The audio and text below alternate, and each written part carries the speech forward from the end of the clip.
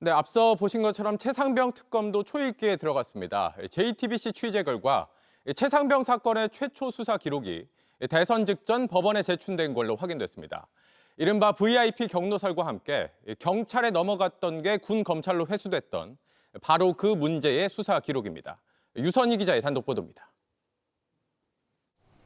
해병대 수사단은 2023년 8월 2일 최상병 순직 사건 수사 기록을 경북경찰청으로 넘겼습니다.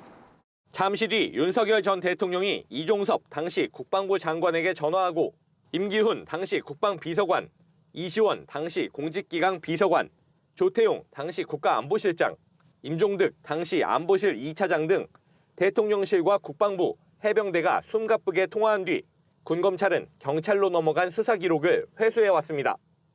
지난해 6월 최상병 청문회에선 대통령실이 국방부와 경찰 사이에서 회수 과정에 관여한 정황이 드러났습니다. 임기훈 국방비서관으로부터는 어떤 내용의 통화를 했죠? 임기훈 비서관은 전화가 와서 경북한테 저한테 전화가 올 거다라는 말을 해줬습니다. 이 때문에 군사법원은 군검찰에 수차례 해당 기록을 내라고 했습니다. 최상병의 유족은 군검찰이 기록을 가져간 직후부터 정보 공개 청구를 해왔습니다.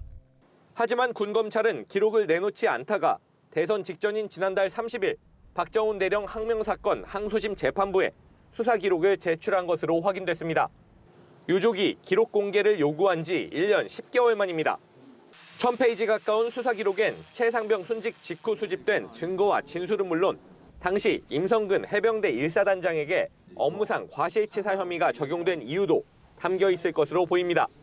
오늘 국무회의 의결로 출범하는 최상병 특검법의 수사 대상에는 윤 전 대통령과 국방부, 해병대 사령부 당시 관계자들과 함께 군검찰도 포함돼 있습니다. 때문에 특검은 군검찰이 사건 기록을 회수한 과정과 박 대령에게 영장을 청구한 이유 등은 물론 중요 증거를 2년 가까이 공개하지 않은 이유도 수사할 것으로 보입니다. JTBC 유선입니다. JTBC 뉴스를 시청해주신 여러분 고맙습니다. 저희는 저녁 6시 30분 뉴스룸에서 뵙겠습니다.